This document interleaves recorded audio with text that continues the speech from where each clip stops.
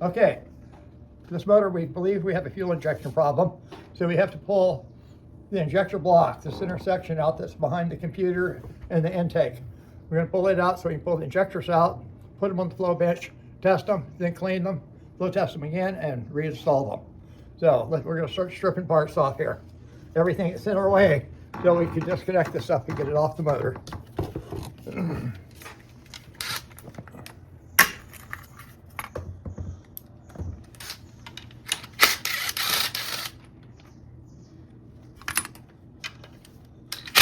This is the vapor separator tank I'm taking off over here because it's mounted to that section. And we gotta get it all free of it. And what I didn't get was a screwdriver to take some hoses off.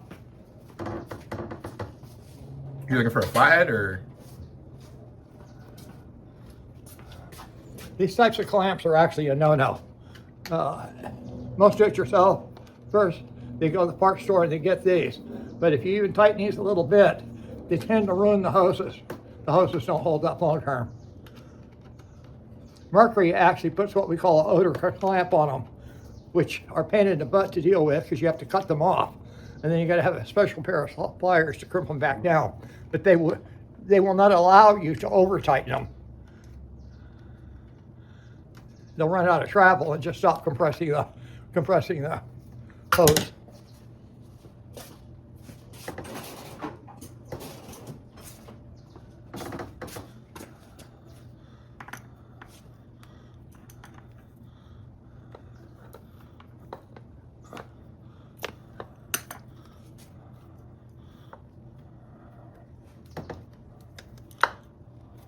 When you're doing it with the pliers, be careful that you don't split them. You don't want to get hung up for parts when you're done.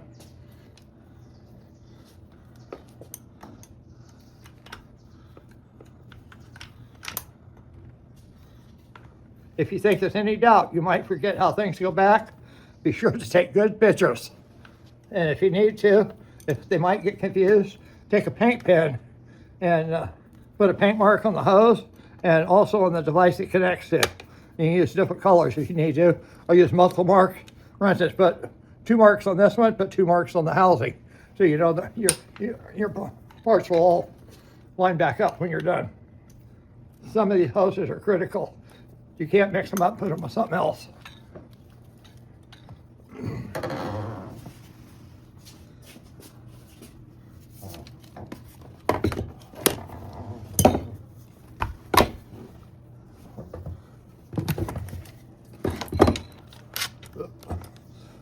I hate it when they mix 10 millimeter and 7/16 up on the same motor. They should use the same size for both.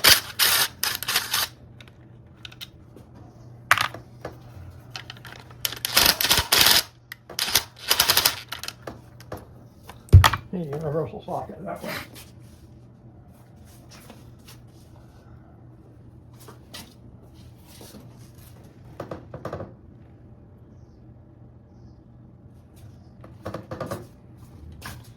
Got to make a corner.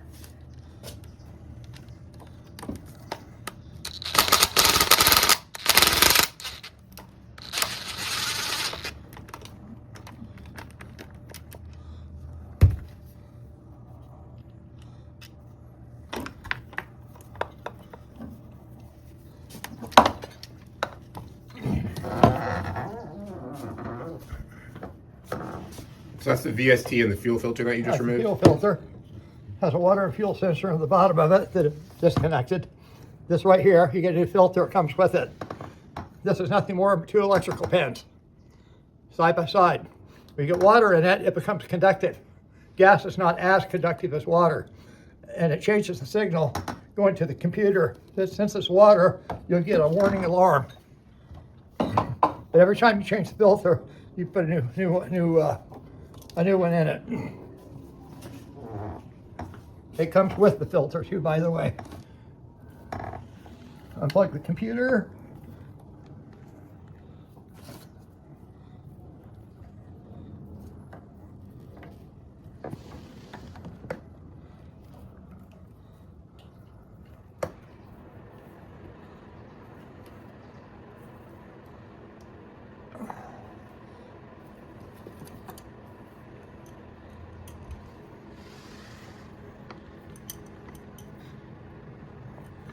guess that's not the right one.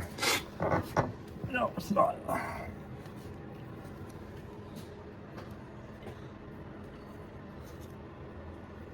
Check your wire. Most of the time you'll be color matched. Just be aware you got a dark brown going to a light brown. Because they're both the same color, that tells me the polarity doesn't matter. They can go back either way.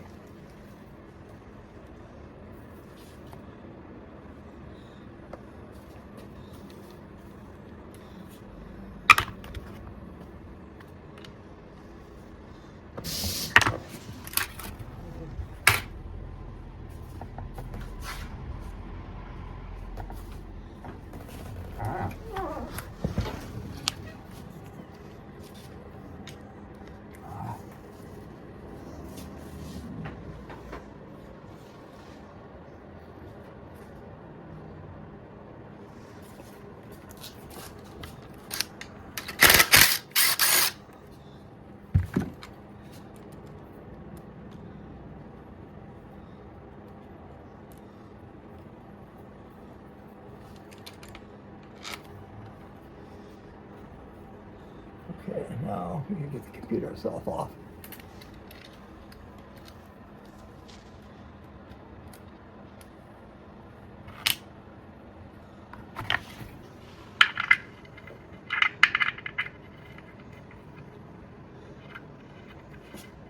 Well, that one wasn't tight. That was my bad.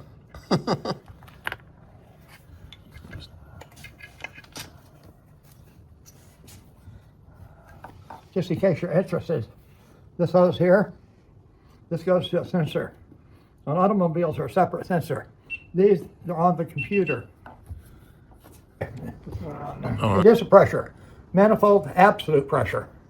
We get to looking at like tire gauges that we buy, and if it's not connecting anything, it says 0. An absolute pressure gauge is calibrated to outer space.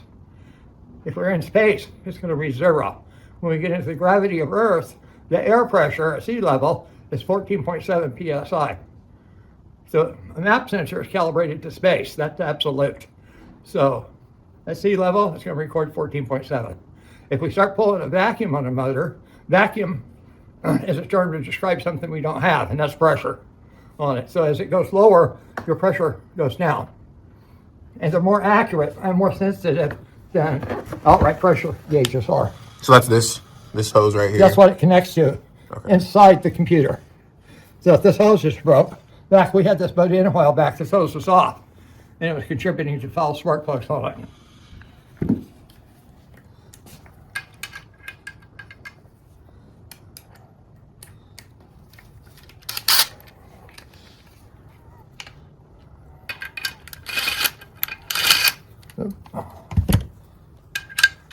Not 1/16.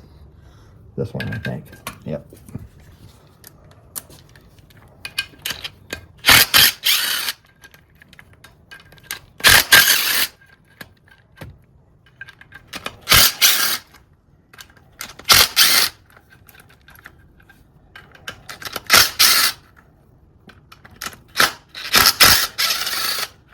Top hole on that. Next to the top on that one.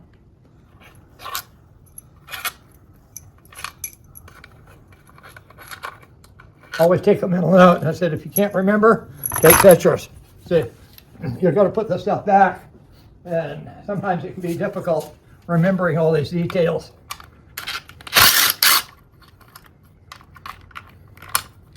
Even better, have a factory service manual before you even start.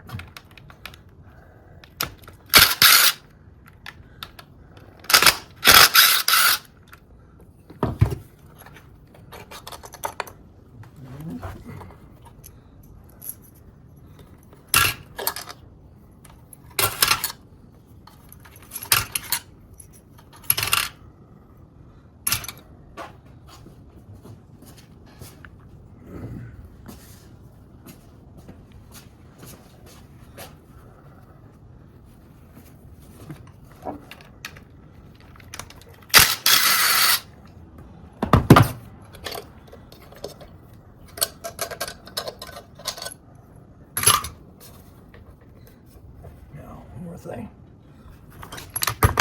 Throttle linkage.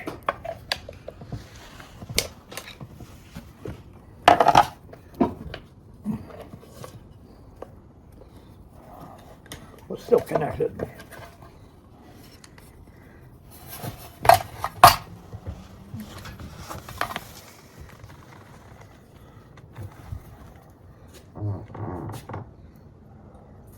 Okay, here are your injectors right here. This is wire harness for them. And in the process, we're going to inspect all these wires to make sure none of them are shaped and rubbing together. We're going to remove the rail, take the injectors out, and then we'll continue on the flow bitch with the flow testing. All right. Definitely leave it running there. If you get too much, I'll cut it. We'll edit it out. Okay.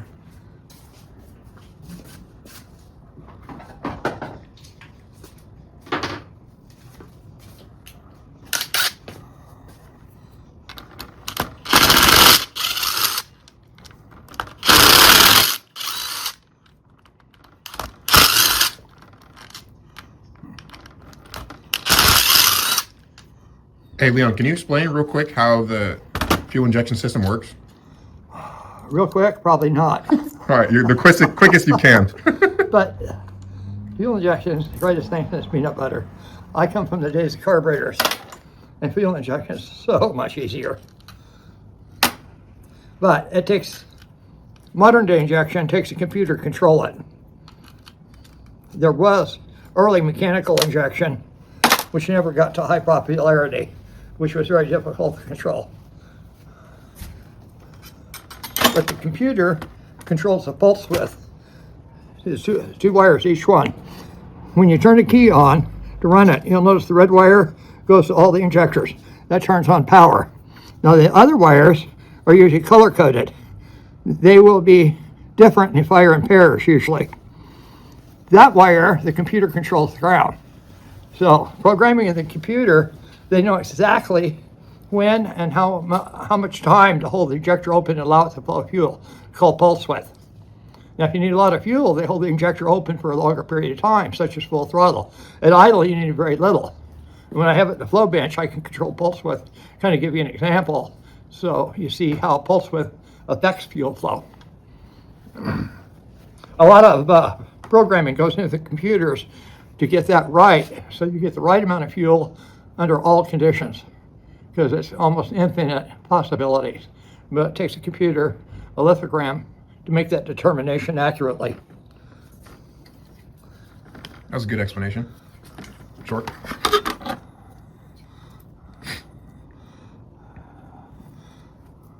Yeah, that was that.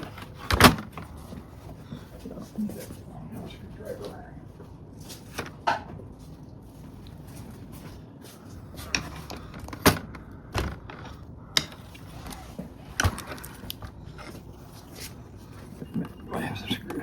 Yes, I do have some screws over there. I tell you, it's been about 20 years since I had one of these apart. So a lot of what I knew about them, I forgot a very long time ago. Yeah. It comes back to me as I do it, though.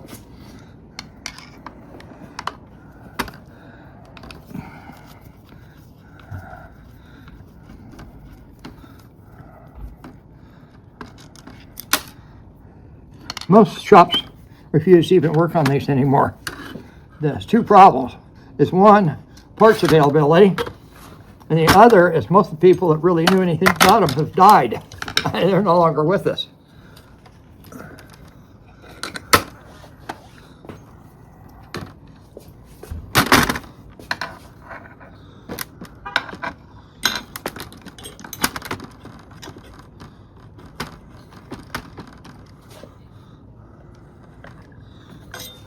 It's gotta be.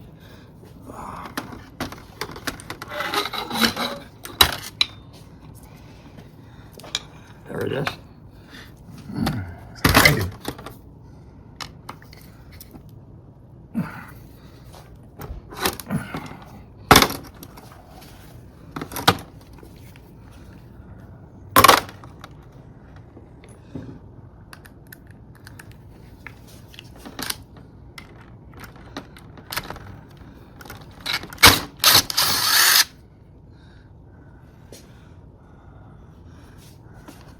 No, that's what it is. It's too short.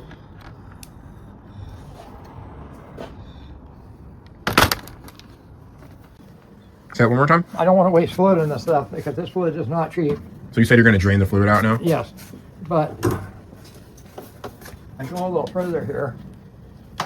I'll put this into idle test mode, take the fuel pressure line off of it, let it start cycling them.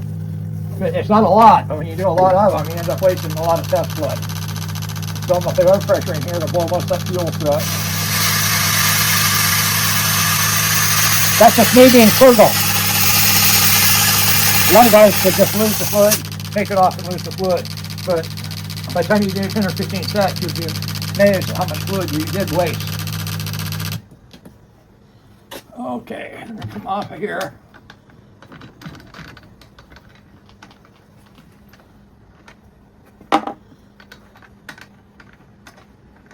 And I just sold Noah. I have 2 ultrasonic cleaners. This is one of the first ones I got. It doesn't have near as much power as this one does. I use this one for pre-cleaning. So when this fluid gets a little bad, I put it in here, put new fluid in this one. I pre-clean them with this fluid that's a little dirty because these things do have contaminants. They do have oil and grime, and oil kills the effectiveness of your ultrasonic clean pretty fast.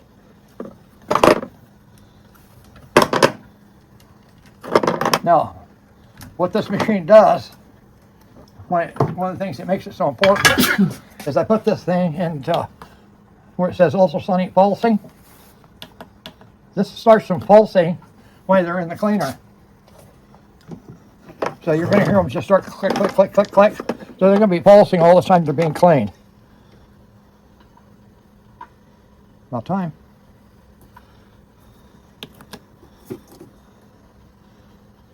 That delay's always drives me nuts. There you go. There you go. Okay. We know they pulse because we had it on the machine. So we're going to drop them in this one and we're going to fluid clean them, get the oil and some of the grime off before we put this one. It's got much cleaner fluid in it. This fluid's contaminated enough. I wouldn't want to clean them and this go straight and put it in the motor. I want a much better job. This one, the transmitters are much more powerful. It makes a much stronger sonic wave than this one does. It will clean more efficiently for the stubborn carbon deposits.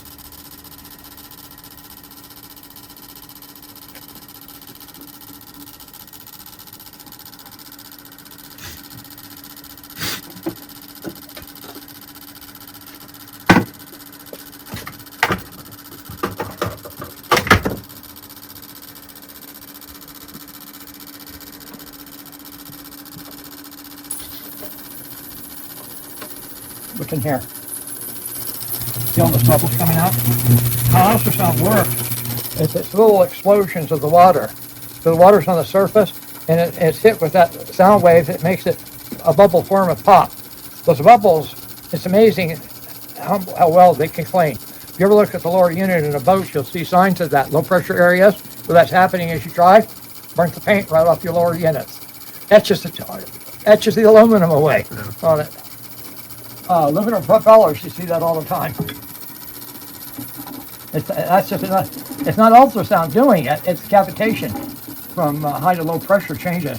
Well, ultrasound artificially creates that same phenomena on everything in there. How long around do you want it to sit in there for? At least 15 minutes. I'll probably run these 2 cycles before I blow them out and retest them again. So meaning about half an hour of cleaning time. Then I'll flow them, and I know what order they in, so I know which injectors are weak, which ones were strong, and I'll see how it changes. And if I think another repeat cleaning would do more good, we'll put it back in and do it again. I've had stubborn ones, so sometimes I run them through this cleaning process over here 5 or 6 times.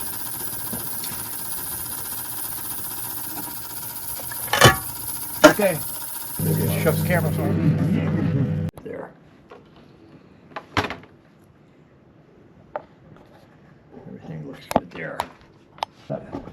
We had the camera over here before, right? Yeah. These long alignment dowels will hold the gaskets and everything in alignment when we slide it in place and make it much easier to start the other bolts. And I staggered the length on them. The top hole you want That one started.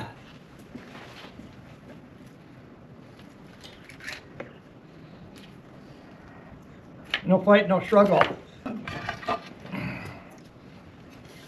Yeah, gotta make sure that gasket is sitting where it's supposed to be sitting.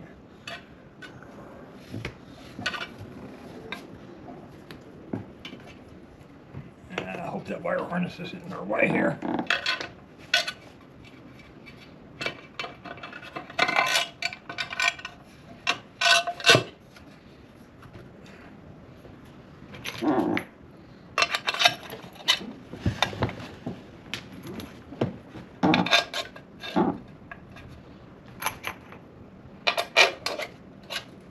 Not too bad, huh? I said 2 or 3 hours, I think. Most of the time was cleaning the fuel injectors. That's why you take pictures. Sometimes thinking they remember everything. We don't always. Well, you did a better job remembering it than I would have. But if we have trouble for it wrenching a place, we'll figure it out when we start bolting the other ends of it down. There was another one that has a wire attached. Yeah, that's why I left that one there. This one goes someplace else. I think that one goes on the top. Well, I knew the ground wire's down there. Yeah. I could have swore you said there was a ground wire that went to the top and the ground wire that was on the bottom. Because one of those ground wires attaches to the top of this this stud right there. I think that's exactly what it is.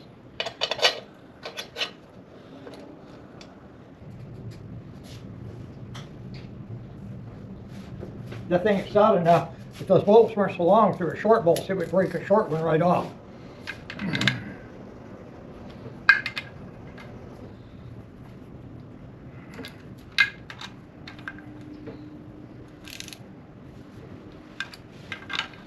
These probably should be torqued with the torque wrench stuff.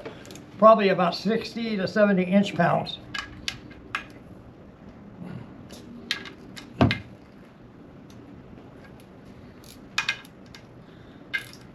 The throttle.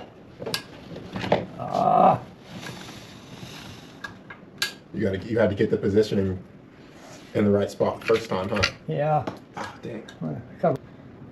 If you don't, you'll put a bind on it, and it'll operate two-step.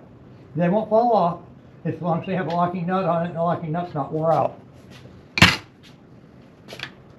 Same thing with the shift cable. Anytime you got throttle linkage.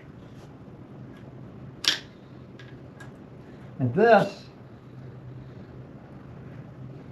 has to snap into the hole and gets pinched by the outer portions of that plastic.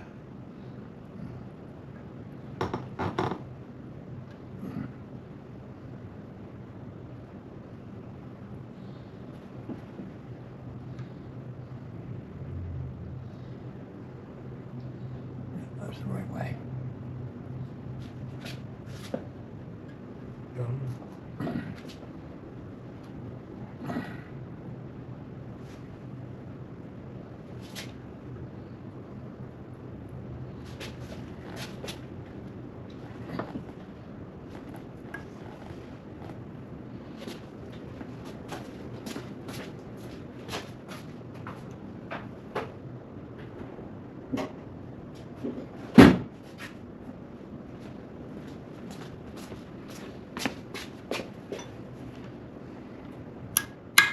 Oh, yeah. Sometimes a little shock goes a long way. All right, where did we leave these off of? I think those go on That top one up here. Up here.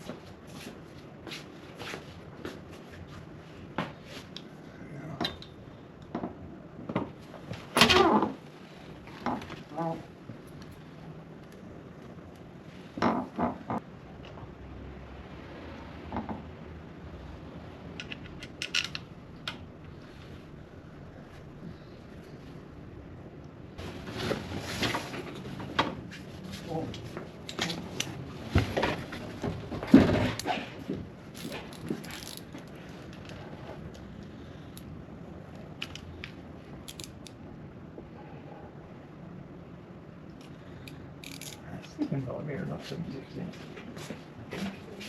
Bro, I'm gonna take a leak over here real quick. I'm gonna take a break here pretty quick. This time of the day when I start getting worn out. Yeah. I'm usually out here really early in the morning. Just this 7/16.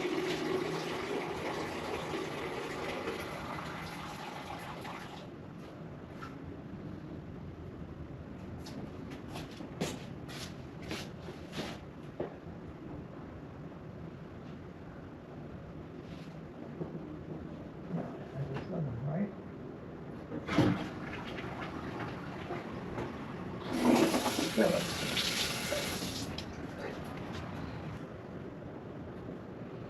This one went here. Something else went with that too, I think. Right here.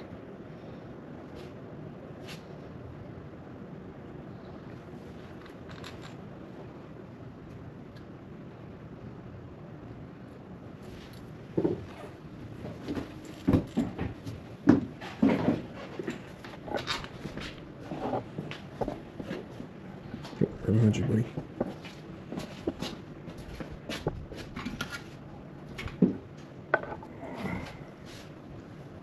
I had those unplugged one time, the motor wouldn't start. What? I accidentally unplugged that one No. time. Yeah. That's the air charge temp sensor. So the computer all out of whack. I don't remember which way the voltage rises, but you either think it was 280 degrees temperature or think it's 40 below. If it's unplugged, it'd be one extreme or the other.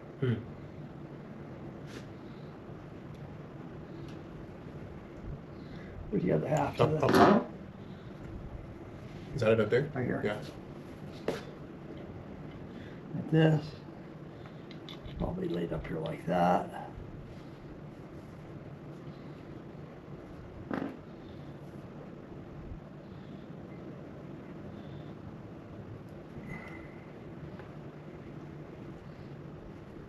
There.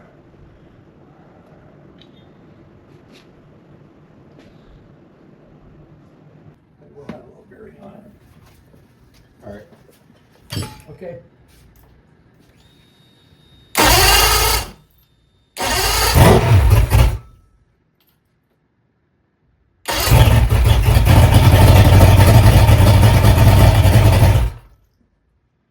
Is that any better? A little bit.